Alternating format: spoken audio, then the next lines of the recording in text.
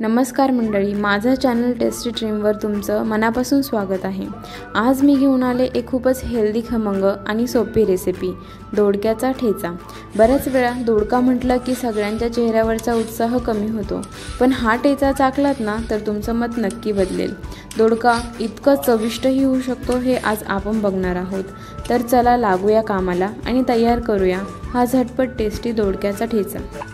आता आपल्याला दोडका किसायचा आहे आणि खरं सांगते, दोडका किसणं म्हणजे जिमचा वर्कआउटच झालं।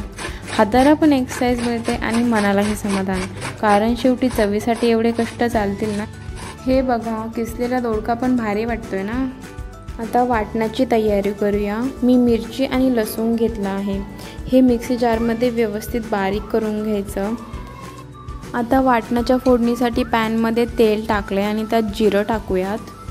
जिरे छान तडतडत आहेत, चला आता आपण वाटण टाकूयात। आता वाटण छान परतून घेऊयात, रंग आणि सुगंध दोन्हीही भारी येणार। वाटण छान परतले, आता किसलेला दोडका घालूयात।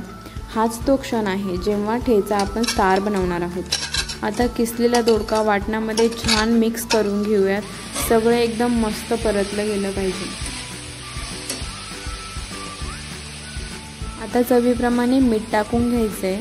थोडं जर जास्त झालं ना तर दोडक्याचा ठेचा नाही, लोणचंच बनेल, त्यामुळे प्रमाणातच टाका आणि व्यवस्थित परतून घ्या।